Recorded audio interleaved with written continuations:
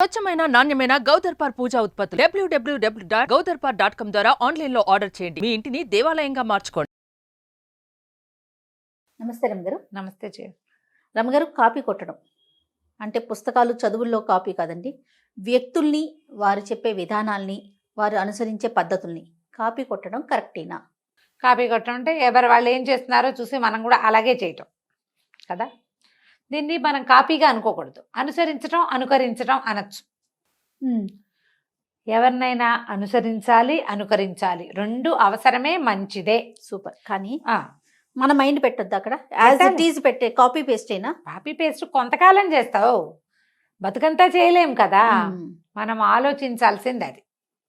అనుసరణ, అనుకరణ, ఈ రెండు మన జీవిత పాఠాలు చేయ.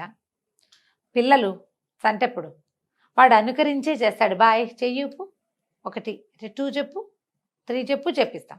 వాడు ఏం నేర్చుకుంటాడు? 3లు 4లు అన్నీ మన చూసే నేర్చుకుంటాడు. మనం కూడా అలాగే చిన్నప్పుడు నేర్చుకున్నాం. మన అమ్మని అనుకరించి, అమ్మ వేసిన పద్ధతి ప్రకారమే మనం చాలా పనులు చేస్తాం. అమ్మని అనుసరించి ఆమె యొక్క ధోరణిని మనం నేర్చుకుంటాం. ఇప్పుడు అనుకరణ, అనుసరణ ఎవరి దగ్గర ఉన్నట్టు? క్లోజ్ సర్కిల్స్లో. మన ఇంటికి ఎవరైనా పిల్లలు వస్తే ఆ పిల్ల ఇట్లా కళ్ళు ఆరుతుంది అనుకో, మన ఇంట్లో ఉన్న బుడ్డట్టు కూడా ఇట్లా ఆరుతాడు. అది వెళ్ళిపోయి వీడు తయారవుతాడు. అవును. అది వేలు చిగుతుంటే వీడు, అది గోళ్ళు కొరుకుతుంటే వీడు కదా. అది బుద్ధిగా కూర్చొని రాసుకుంటుంటే వీడు మాత్రం చేయడు. కరెక్ట్ అండి కదా. మనం కూడా అంతే చేయ. మనకి ఏది నచ్చిందో దాన్ని కాపీ చేస్తాం. మనం ఏది ఆచరణీయమో అనుసరణీయమో దాన్ని చెయ్యము. అది కష్టం. మనకు ఒక ఆసక్తికరంగా ఉంటుంది చూడు. కొంతమంది ఉంటారు, ఇంకోళ్ళు ఉన్నారు, వాళ్ళకి వెగటుగా అనిపిస్తుంది కళ్ళు ఆర్పడం. ఏంటో ఆవిడ ఎంతసేపు అలా ఆడుతుంది, తర్వాత మనకు కూడా వస్తుంది కళ్ళు ఇలా అంటాం. అవునా కాదా? ఎక్కడో చోట ఉండిపోతుంది. కాళ్ళు ఊపటం, ఎవరైనా కాళ్ళు ఊపుతుంటే మనం కూడా ఊపుతాం, వాడు వెళ్ళిపోతాడు, ఇది మిగిలిపోతుంది. అవును. హ్యాబిట్స్ చాలా మటుకు, బ్యాడ్ హ్యాబిట్స్ అన్నీ ఇతరులని అనుసరించడం వల్లే వస్తాయి. గుడ్ హ్యాబిట్స్ని అనుకరించటం, గుడ్ థింగ్స్ని అనుసరించటం, ఎనీ గుడ్ థింగ్నైనా కాపీ చేయటం ద బెస్ట్ థింగ్ ప్రపంచంలో. కానీ అది కష్టం. చెయ్యం. కష్టమేమో కానీ చెయ్యం. మీరు అన్నట్టు చెయ్యం. మనం చేయకుండానే అయిపోతుంది. కాకపోతే ఎప్పుడు కూడా మనం కాపీయింగ్తోనే నేర్చుకుంటాం. మొదలు పెట్టాక మన తరహా అందులోకి ప్రవేశిస్తుంది. ఆటోమేటిక్గా మనదొక ధోరణి ఏర్పరచుకుంటాం. టీచర్లను ఇమిటేట్ చేసే పిల్లలు ఉండరు, 100% ఉంటారండి కదా. అక్కయ్యలను ఇమిటేట్ చేసే చెల్లెళ్ళు ఉండరు, అమ్మల్ని ఇమిటేట్ చేసే పిల్లలు ఉండరా? ఉంటారు. ఫ్రెండ్స్ని ఇమిటేట్ చేసే వాళ్ళు ఉంటారు. ఈ ఇమిటేషన్లో మనం సోషల్ మీడియాలో ఇమిటేట్ చేస్తాం, సినిమా హీరోలను ఇమిటేట్ చేస్తాం. అది కొంత ఎక్స్టెంట్ వరకే ఉండాలి. మన బతుకంతా ఇమిటేషన్గానే ఉండకూడదు. నువ్వేదైనా కొత్తది నేర్చుకునేటప్పుడు వాళ్ళలాగా చేస్తూ ఉండు. తర్వాత నీ తరహా నువ్వు ఏర్పరచుకో. అక్కడితో ఆగిపోవద్దంటారు. మన మైండ్ని కూడా పెట్టాలి. మన మైండ్ ఎప్పుడు పెట్టాలి. మనం అనుకరించడం కూడా మైండ్ పెట్టే చేస్తాం. ఇప్పుడు నువ్వు నీలాగా ఇట్లా హెయిర్ స్టైల్ దూకోవాలంటే నీ ఫోటో 4 సార్లు చూడాలి, నేను చూసి దువ్వాలి. అవునా? బాగుందో లేదో, తర్వాత నీ ఫోటో నా అద్దం 2 చూసుకుని బాగుందో లేదో డిసైడ్ చేసుకుంటాం. అప్పుడు ఇలా ఉంటే నాకు బాగోలేదు, ఇలా ఎలాగో ఉంటే బాగుంటుంది అని నాకు అర్థం అవుతుంది. అవును. బ్రెయిన్ వాడితే పాయింట్. అంతే తప్ప ఇందాక నేను అన్నట్లుగా కాపీ పేస్ట్కి అసలు ఒక్కర్లేదు రమ్మగారు. బ్రెయిన్ అక్కర్లా. అదే కదా.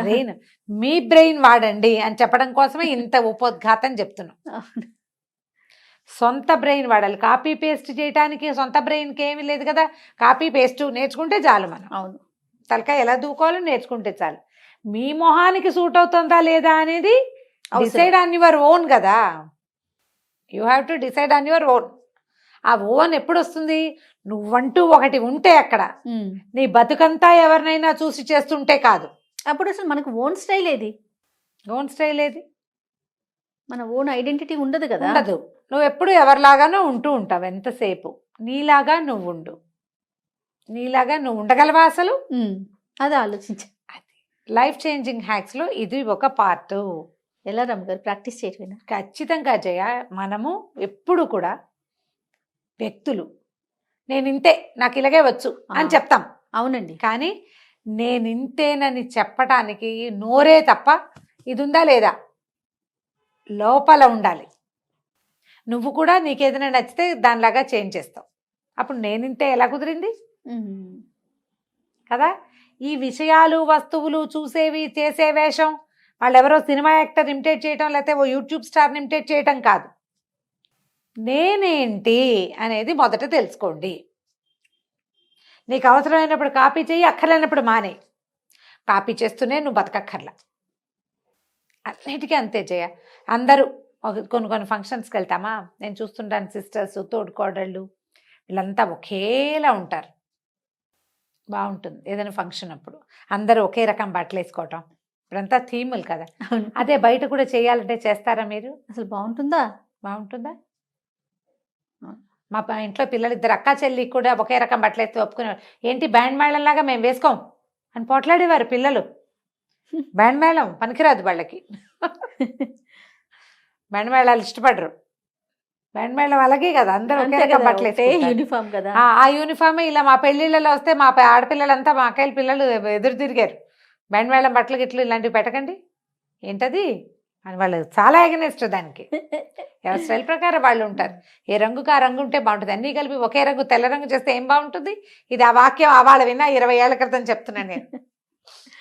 వేరు కలర్స్ బాగుంటాయి, అన్నీ ఒకే రంగు వేసుకుంటే ఏం బాగుంటుంది? పిచ్చిగా బాగోదు. ఏదైనా సరే కొంత ఎక్స్టెంట్ వరకు అనుసరించండి అమ్మా, అనుసరించండి. ఇప్పుడు నేను ఒక విషయం చెప్పాను, నేను చెప్పింది చెప్పినట్టు తూచా తప్పకుండా చెయ్యాలనుకోవద్దు. మీకు అది చేతొచ్చేదాకా చెయ్యండి. తర్వాత మీ స్టైల్లో మీరు చేయండి. వంకాయ కూర చూసాం, దీంట్లో చూసేసాం కుక్కరీ షోలో. నేను చెప్పినట్టు చేస్తేనే కుదురుతుందని చెప్తారు పాపం. ఇలాగే చెయ్యాలి, ఖచ్చితంగా ఇలానే చేయాలని చెప్తారు. చెయ్యి. తర్వాత ఇంకా నువ్వు ఎప్పటికీ సొంతంగా ప్రతిసారి అది ఓపెన్ చేస్తావా? బ్రెయిన్ వాడద్దు. బ్రెయిన్ వాడండి. ఐడియాలజీ సొంతంగా చేసుకోండి. మీ సొంత స్టైలు మీ జీవితంలో ఇంకొకళ్ళది అనుబంధం వాళ్ళతో ఉండాలి, అనుకరణ ఉండాలి, వారి ముద్ర ఉండాలి, కానీ వారే మీరుగా మారద్దు. ముద్రలు క్రమంగా పాతబడాలి. మనల్ని చూసి కొంతమంది అనుకరించేలాగా మనం తయారవ్వాలి కదా. అవ్వాలి, లేకపోతే నీది నువ్వే. నిన్నెవరు అనుసరించద్దు, నువ్వెవరిని అనుకరించద్దు. అంతే, నీది నీకే. వంకాయ కూర నేర్చుకున్నారు ఎవరైనా, అదే వంకాయ కూర నేర్చుకున్నావు, దాన్ని వాళ్ళు జీలకర్ర వేసారు, నువ్వు ధనియాలు వేయి, చేసి చూడు. వాళ్ళు పల్లీలు వేసారు, నువ్వులేయి, వేసి చూడు. వాళ్ళ పిల్లని వాళ్ళు అదేదో చదివించారు, నువ్వు ఇంకోటిసారి చదివించు. వాళ్ళలాగానే నువ్వు చేయక్కర్లా. అంతే. పోనీ వాళ్ళలాగా మనం చేసినా మీ రకం మీది. ఇలా చూడు, ప్రతిదీ చేయ. ఈ వంకాయ కూరలో నువ్వులా పల్లీలా దగ్గర నుంచి పిల్లాడిని ఇంజనీరింగ్గా ఈసీనా అనేది కూడా కాపీయే. అవును, వాళ్ళ పిల్లాడిని వాళ్ళు ఐఐటి పంపించారు కాబట్టి మన పిల్లాడు వెళ్ళకపోతే కుదరదని. ఎందుకు వీడి శక్తిని అనుసరించి వీడేదో చేస్తాడు కదా. మనం ఆ చిన్న విషయం దగ్గర నుంచి ఈ పెద్ద విషయం దాకా పండక్కి వాళ్ళు 10,000 పెట్టి బట్టలు కొన్నారు కాబట్టి మనం కూడా 10,000 పెట్టి కొనాలి. మన శక్తిని అనుసరించి కొంటాం, మన అవసరాన్ని బట్టి కొంటాం. వాళ్ళు 10 మనము 10 అయినంత మాత్రాన కాపీ అయినట్టు కాదు అది. మీ స్టైల్ ప్రకారం మీరు చేయండి. ఆలోచన మార్చుకోండి, చాలా ప్రధానమైనది. ఏంటంటే మనం కొంత మటుకు అనుసరించాలి. మనము అలా గుడ్డిగా అనుసరించవలసింది ఎవరిని? భగవంతుణ్ణి, గురువుని. ఈ 2 గుడ్డిగా అనుసరించాలి. మిగిలిన అందరినీ చూసి బాగుంది, వీళ్ళ పద్ధతి చాలా బాగుంది అని తీసుకోండి సరదాగా. తర్వాత అందులో మీదైన మీ పద్ధతిని చొప్పించుకోండి, ఓన్ చేసుకోండి దాన్ని. వాళ్ళ ఐడియానే ఓన్ చేసుకోవద్దు.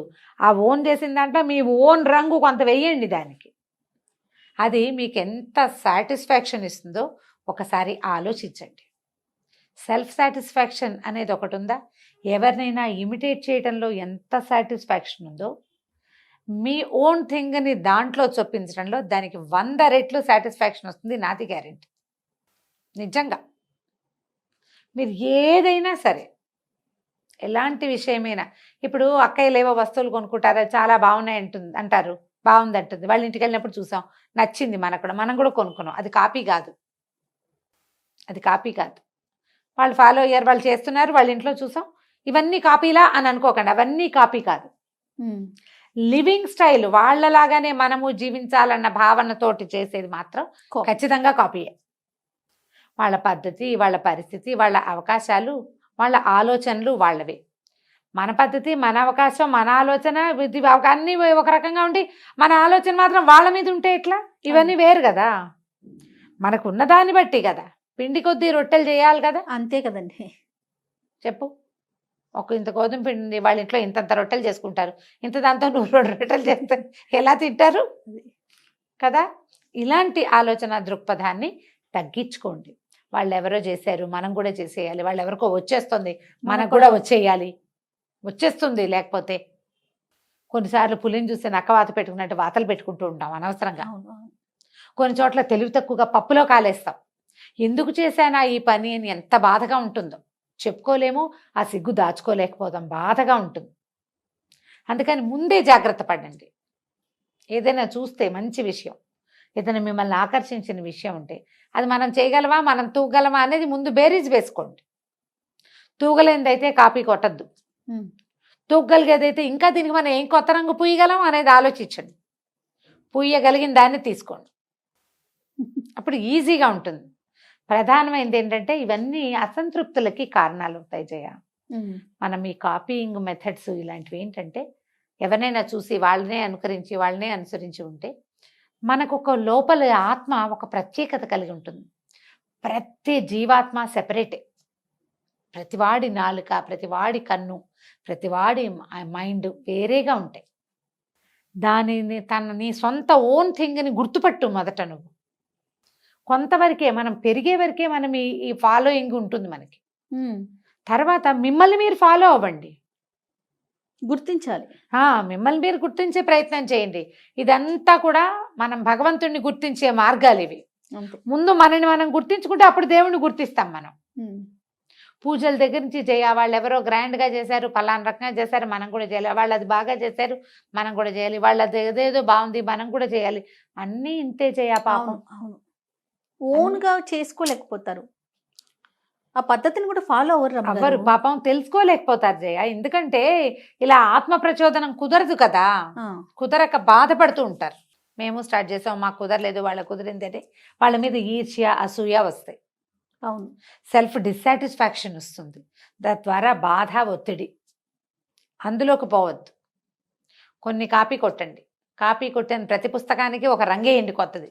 ఆ రంగు మీ సొంత రంగు కావాలి. ఇలా ట్రై చేసి చూడండి, జీవితం ఎంత బాగుంటుందో. రియల్లీ అండి. నమస్తే రమ్మ గారు. నమస్తే.